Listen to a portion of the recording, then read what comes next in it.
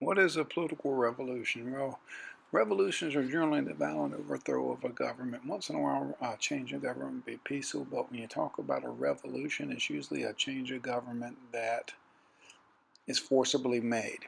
A lot of times, these governments that are overthrown are oppressive, and or sometimes the social situation or economic situation had gotten so bad that governments can no longer solve society problems. Not all political revolutions are good. Sometimes what happens is that you exchange a bad government for a worse, and you could say this may have happened in some countries in South America when we take a look at them. So this is what a political revolution is. It's basically a violent overthrow or exchange or change of government. And it happens, in various situations. It could be a bad economy, it could be oppressive government, it could be a social change. But these political revolutions are a constant or are usually major turning points in history. Let's talk about the age of evolution. What were the cause of this age of evolution, of this change? And there were several. One of the major causes were new ideals were introduced, and these ideas were generally introduced during the Enlightenment period, and such as John Locke's theory, as well as some of Rousseau's theory of a social contract, and the will of the people. These new ideals were introduced into society, and basically what had happened is that previous to the Enlightenment, rulers had a divine right to rule. Now, following from the Enlightenment, rulers governed by the consent of the government or the will of the people, which thereby gave the people the authority to overthrow or overdo a bad government. Now, another reason is basically for this age of revolution is basically there was uneven social progress, meaning that you had some changes during the Enlightenment period. Feudalism was on its way out, and some other positive changes. People were moving to the cities. There were more economic opportunities, but there were still a lot of social inequalities, particularly in France and its class system. Sometimes, like in France and South America, class systems were so rigid that there was literally no movement up or down. And when you get a situation where there is no social progress or no chance of social progress, what you see is a ripe ground for revolution. And so when you see a situation where there is uneven social progress, it is usually a reason for revolution, and it was so during the Age of Revolution period we are studying. Also arising at this time is something called nationalism. And nationalism really started growing during the Protestant Reformation, and it really reached its peak. Well, started to go up, not really reach its peak during this Enlightenment age. Nationalism is excessive pride in one's country, really a lot of pride in one's country, and what was fueling this nationalistic fever was basically the idea of popular sovereignty, the idea that people had a say-so of their government, in their government, the idea that the government belonged to the people and not to a set of people. And this notion of popular sovereignty fueled these revolutions both in Europe, such as the Greeks and the Greek Revolution, and when the Ottomans controlled them, and in Latin America, such as the South American Revolution. This nationalism, this excessive pride, helped fuel this this need for change, this need for revolution. You also had some new political theories, and a lot of these new political theories or new ideologies were based on the writings of Locke and Rousseau. You have also, though, old political theories that were involved, and these theories a lot of times, whether they be liberalism, conservatism, or even much later socialism, would often be a rallying cry for revolutionaries, and especially during our age of revolutionary period we are looking at. And then you have new governments. And they were new types of governments. And these governments were actually ancient forms. They were democracies, but they were new to the people who were revolting for them. And most of these new governments were democratic in nature, which goes along with the teachings of Locke and Rousseau. And so what we see in the Age of Revolution is this fermentation of new ideas, new governments, new ideologies, the frustration of an uneven social progress where you can't get out of a certain social group, and this excessive nationalism sort of all came together to form the age we know as the Age of Revolution. Now the chart you see before you is sort of a flow chart of the Age of Revolutions. I started off with the Glorious Revolution in England, which is actually a little bit outside our time period for this Age of Revolutions, but it is the start. The Glorious Revolution was a bloodless change of power in England, and what it did is affirm the limited monarchy, the constitutional monarchy, and out of this revolution came more democratic reforms in England, as well as the English Bills of Rights. Flowing from that, about 90 years later was the American Revolution, and basically it became a symbol of freedom, and a model for other revolutions, such as the French Revolution, which occurred 23 years later. The French Revolution was caused predominantly by caste struggles, financial problems, right from the British, and actually the financial problems resulting from the American Revolution, Enlightenment ideas, and the Estate General. And the French Revolution was once again a further model for other revolutions to follow, and it resulted in a great deal of nationalism. The last set of revolutions in our time period is the Latin American revolutions, and these were the revolt of the Spanish American colonies and the overthrow of their governments. And these revolutions, though successful, would end up creating long-term problem for the regions. Now, we're not going to talk too much per se about the American Revolution. We know it was a war of independence against Great Britain, and it was the Americans were just asking for the same rights that other Englishmen have, and these rights were entailed into the English Bill of Rights. And eventually the colonists won independence and formed basically a new type of government based on both Locke, Rousseau's, and Montesquieu's idea of what a government should look like. It was a democracy. It had a balanced system of government, so the large couldn't necessarily oppress the small parts of the population, and it would, more importantly, serve as a guiding light for others who wish to rebel, particularly in South America as well as in France. And it's interesting to note that during the American Revolutions, one of the American Revolution's greatest supporter was France. France at that time was an absolute monarchy. And so you had an absolute monarch supporting a democratic rebellion, which you have to see the irony in that. And it was ironically his support of this rebellion that would run France into debt and cause a rebellion in his own country, which would overthrow the monarch in France. And that's what we're going to talk about next, the French Revolution. By the late 1700s, early 1800s, France was on the brink of literally revolution. Before we get into that, let's talk about why was France at this state and what did France look like. France was divided into three social classes. You had the first estate, which was made up predominantly of clergy, the second estate, which was made up of nobility, and the third estate, which was made up of the bourgeoisie, which is businessmen, city workers, wage earners, as well as the peasantry. It is this third estate that made up the vast majority of the French population. It was also this third estate that paid the vast majority of the taxes. And the first and second estates had a lot of privileges. Most importantly, they didn't have to pay any taxes. And they were also really the only people in their society that could, the first and second estates, that is, that could hold positions. meaning that they were the only people in their societies that could work in the government. They were the only people in their society that could, in the French society, that could hold officers' positions in the army.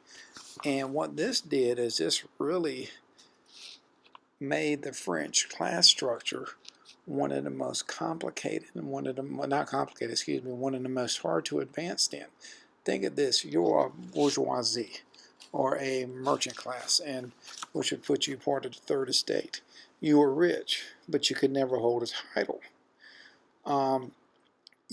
Could never hold a position in government. It didn't matter how much money you made. If you were reported up third estate, you were not going to go anywhere. You were going to be stuck there forever. And that created one of our conditions of revolution, basically a great deal of social chaos and upheaval. There was no social progress. The cartoon you see before you sort of illuminates this to a certain extent. You can see that it shows the peasantry carrying the weight of the feudal system with them, the feudal lords and clergy, because it was the feudal lords and clergy who paid no taxes. It was therefore the peasants who carried the weight of the government on their back. And you can see the frustration that's built up, because this is right on the edge of the French Revolution in 1789. At the end, the translation says at the bottom of the cartoon, one hopes this will end soon. So this was a mounting frustration on the part of the French people that has been building up over a vast number of years. Now let's take up the basic income difference within French society at the time of the Revolution.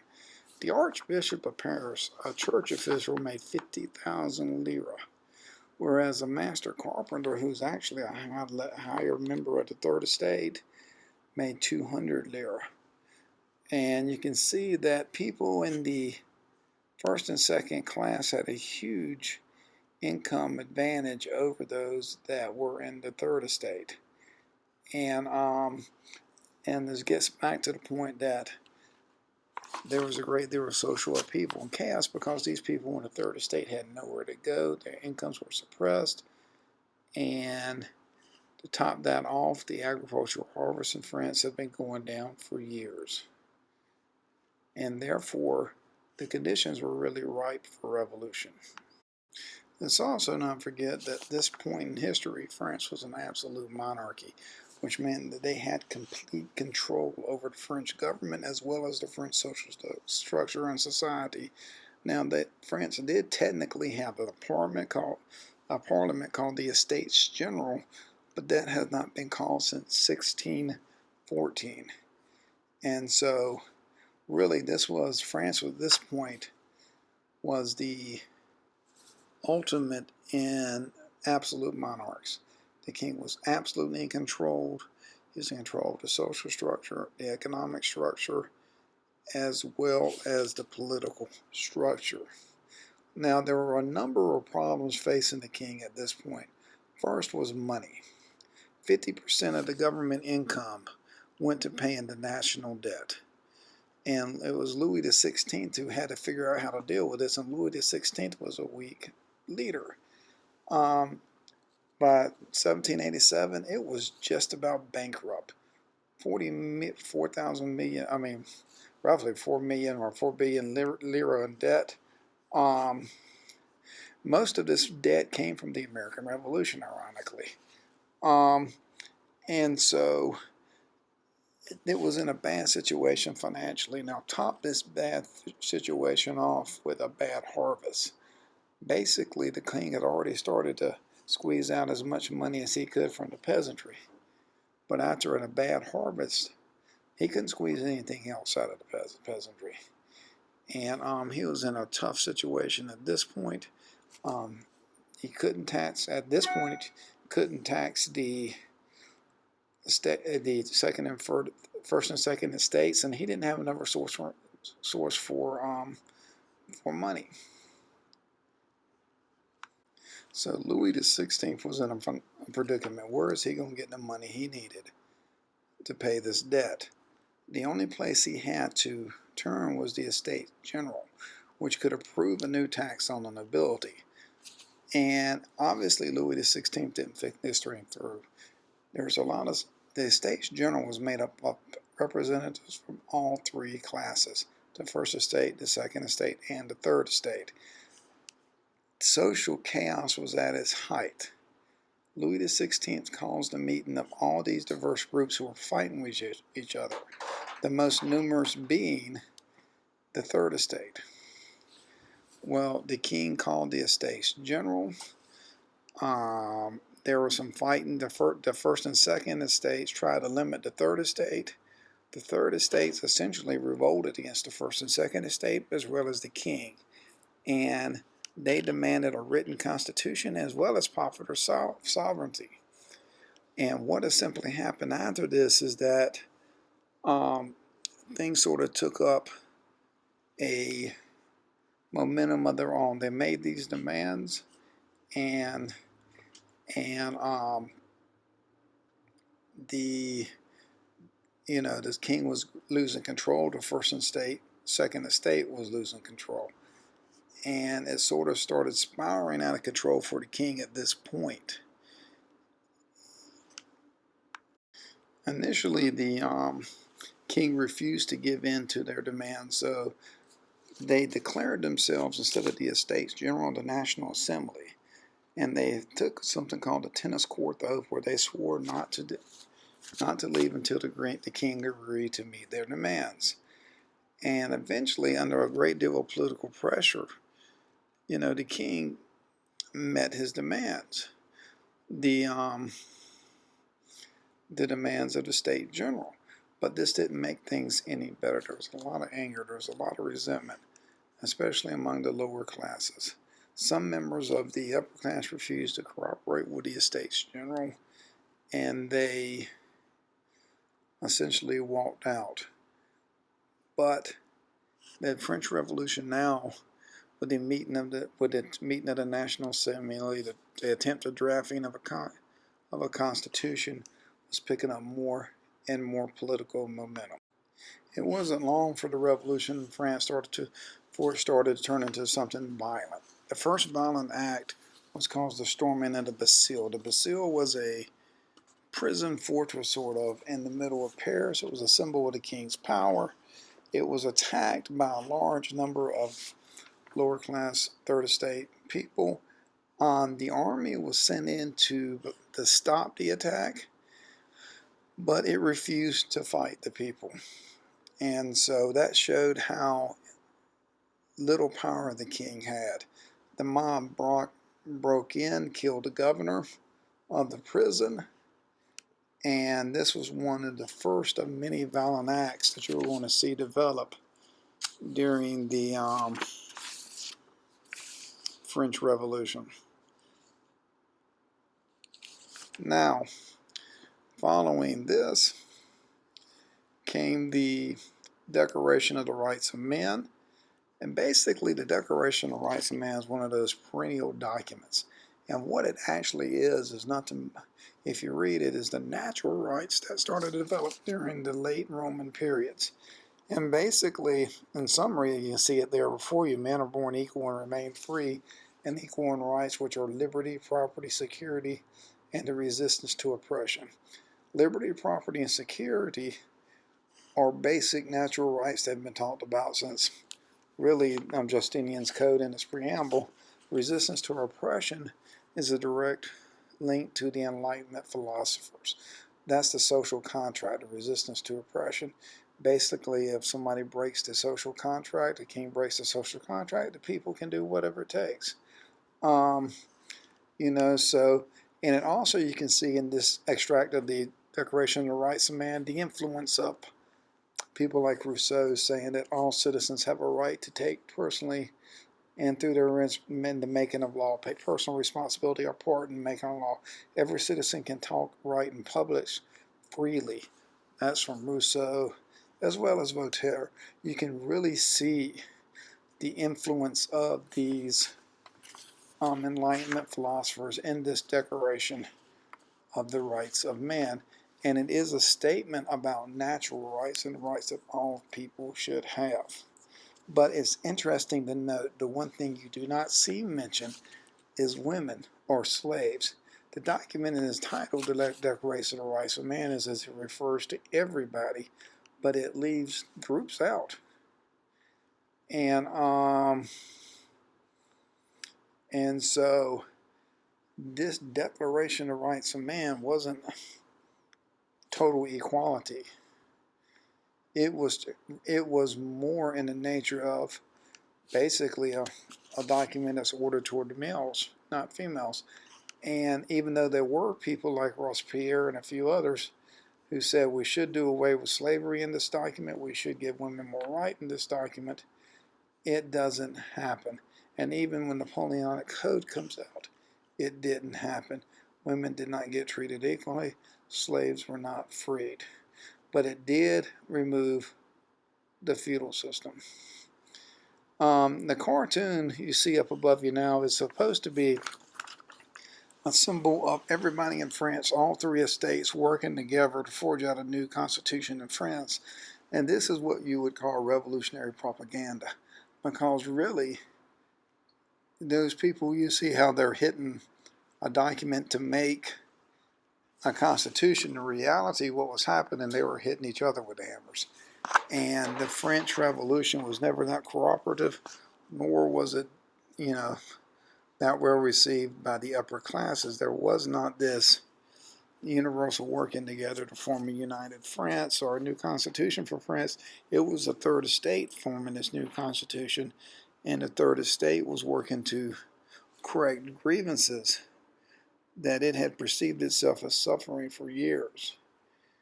And I thought that was an interesting thing to note.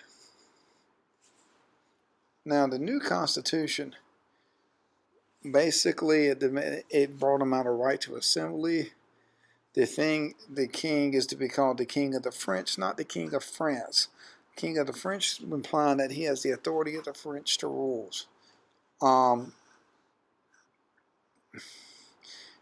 Basically, it created different departments. It better organized the church. It created some different branches. It based an income-based tax system.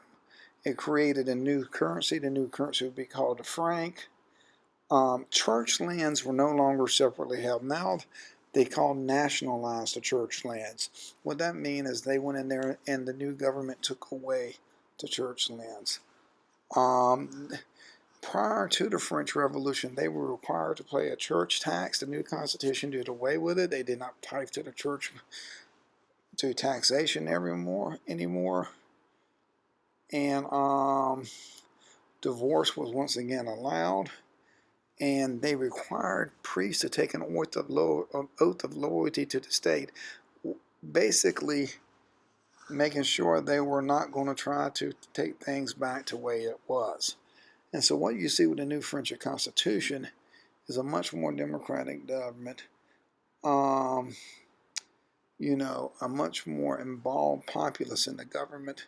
You see a dismantling of the feudal system as well as the estate general. The state general and the three estate class system.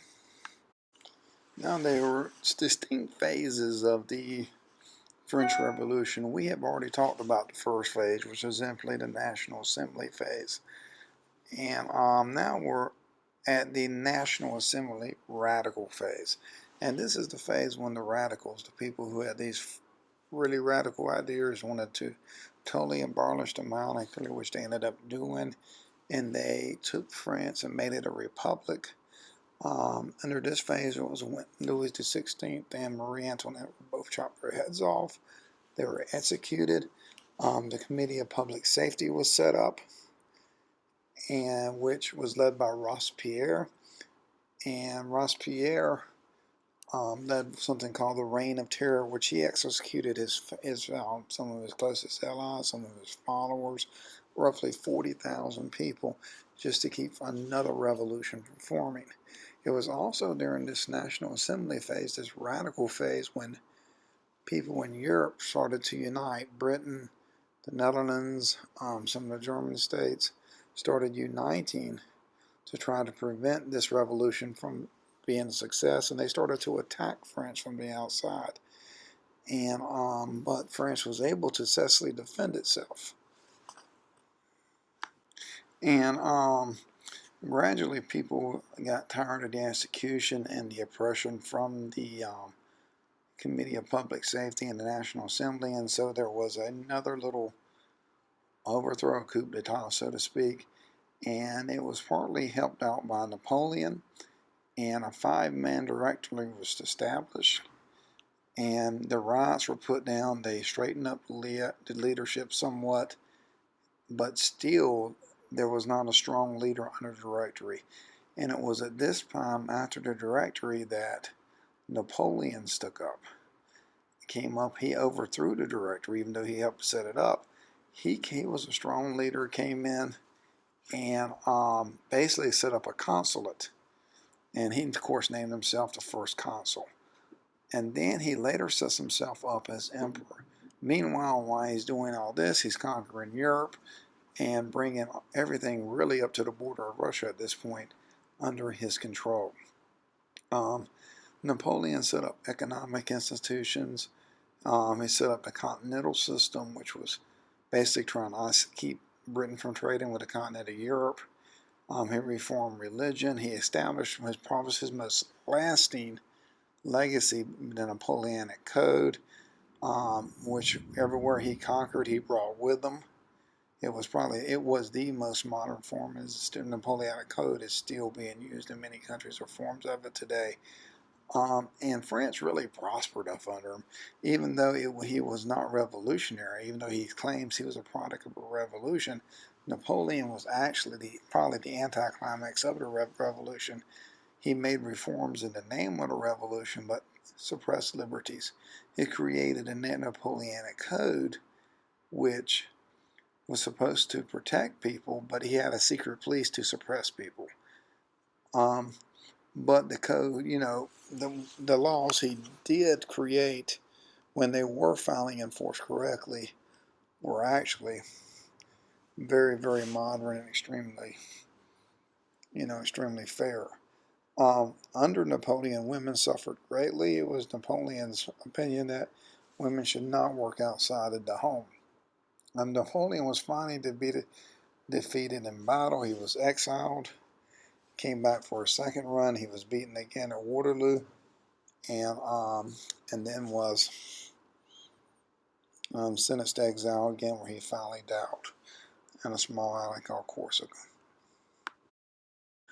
As a result of one of the greatest consequences of Napoleon's defeat and the ultimate failure of the French Revolution was the Congress of Vienna from basically 1814 to 1850. Austria, England, France, Prussia, and Russia were all involved. And Austria, England, Prussia, and Russia were the ones who defeated the French. And basically, the treaty had a huge impact. It basically created Europe up through 1914. And you can see the territorial changes up there. And what it meant is the map you look on to Europe around 1914 is going to be similar to the map after the after the Conference of Vienna. And this is hugely important. Also, number ramification is that it brought some stability to Europe. This Peace of Vienna, Congress of Vienna, basically brought stability to Europe for a long, long time. There was no general war for a while. The Congress of Vienna temporarily also had the unintended, well, not the unintended consequence, but a consequence of suppressing democratic and nationalistic ideals, but only for a short period. They popped back up in a few years later. And finally, for the most important consequence for the French, is that King Louis XVIII was restored. However, he no longer was an absolute monarch. Other impacts of the French Revolution included the eventual growth of nationalism.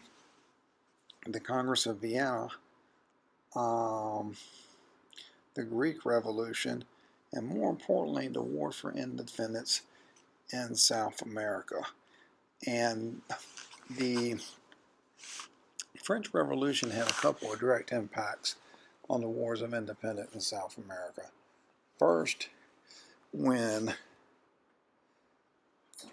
Napoleon invaded Spain and overthrew the Spanish monarchy, it gave the South Americans the chance to rebel.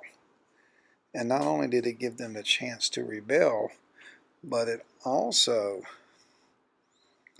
provided them with an example to follow, and idealism and theoretical idealism and other supports for its revolution. And the thing was, when South America was structured somewhat like, basically what I'm saying is that the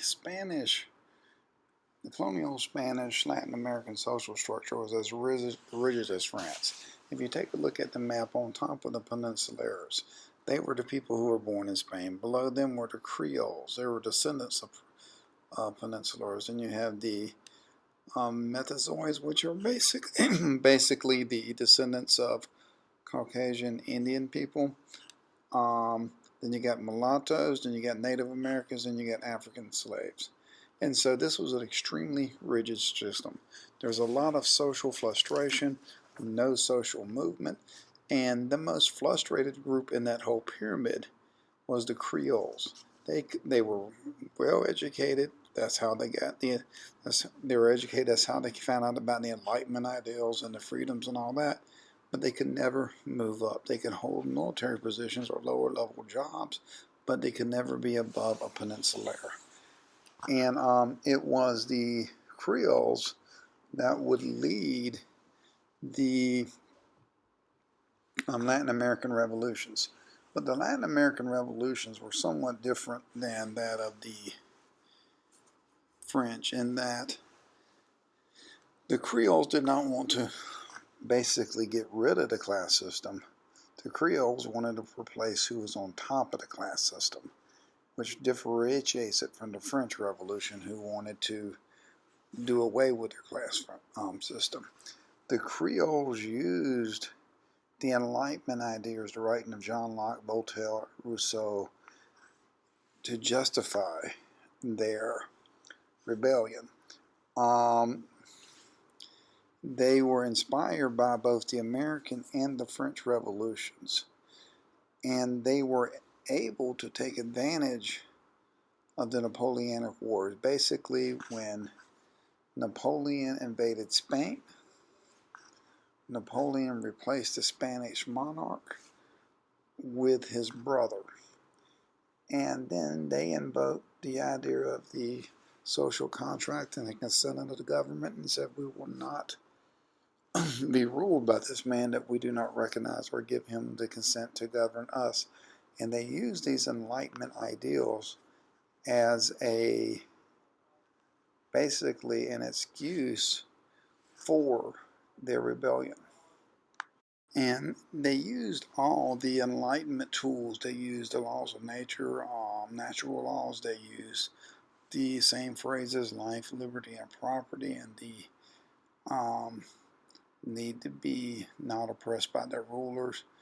They wanted that they used the making societies as fair as possible, and they challenged the divine right to rule. They used the language and rhetoric of the Enlightenment ideas of the French Revolution as well as the American Revolution. The map shows you basically the colonial situation. Most of South America and Mexico was Spanish ruled. If you take a look at Brazil, that was sort of interesting. Brazil was Portuguese. The Portuguese son fled his country as Napoleon was approaching. And when Brazil said they were going to revolt, he sided with them and he was made basically Emperor of Brazil. But the other South American colonies, as dictated on the map, were basically had to fight against Spain for their revolution, for their independence.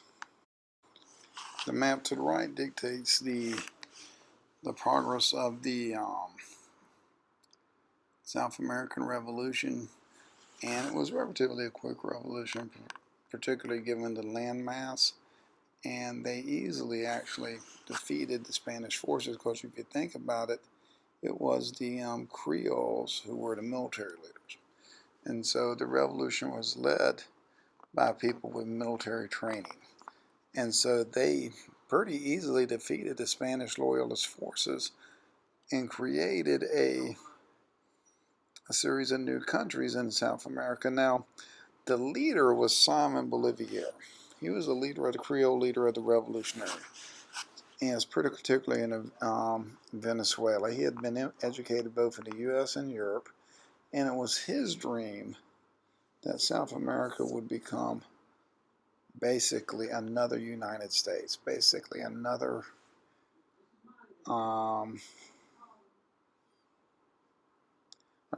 one single country, not a series of individual countries. And he briefly attained his dream when Gran Colombia was formed.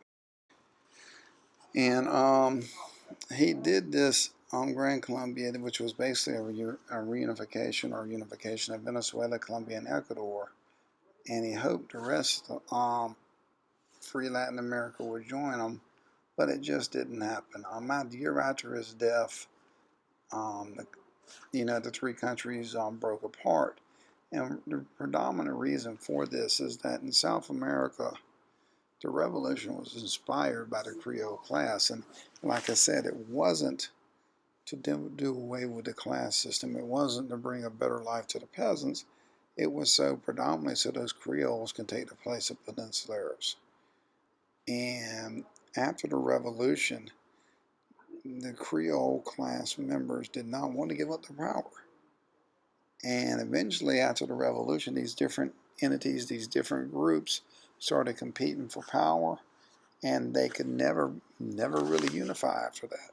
And so what you saw is a series of small governments formed, basically what you see on the map of South America today. And the result of this was basically that the governments that were formed were usually controlled by military dictators.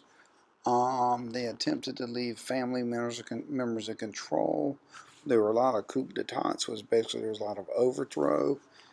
And it took a long time for democracy to develop in South America because of this lack of unification during the revolution. And what is the message in this picture? Well, you can see the colonial guy leading the peasant in the front, and in the back you see a more modern dictator pushing the peasant. And what it shows you is that what they did is they just sort of changed leaders. They changed the colonial leaders for a set of local military leaders, and they really didn't improve a lot of the peasants at all. And I think this cartoon, sort of sums that up, and I sort of like that. And the last revolution I'm going to talk about is Toussaint Louverture's Haitian Revolution. The Haitian Revolution was the only successful slave revolution in history. Haiti was predominantly 90% slaves, and some of those slaves were some of those African Americans living there were from the American Revolution. They were free African Americans from the Revolution. And basically the American Revolution and news of the freedom there and the rights and what they were talking about had made it to Haiti. The slave revolt began in 1791, and it was led by Toussaint Louverture, and he was a son of a slave, but he was literate, educated himself. He was a skilled organizer. He built a strong army. He overthrew it, created a control Centenaga by 1797, and created a constitution in 1801. He was arrested in 1803 by French troops, and he died. But the Republic of Haiti basically remained free because the French troops that overthrew them were eventually driven out. And basically, it was kind of ironic. They were driven out by yellow fever first, which reduced their ranks, and then the Haitian troops pushed them out the rest of the way. They declared their independence again in 1803, and then the Haitians established the Republic of Haiti in 1804. And this concludes the overall lecture on the Age of Revolution, which is rather more lengthy than I anticipated, but it does include it all. Make sure you understand the concepts within this very lengthy video. Thank you guys for your attention. Take care. Bye-bye.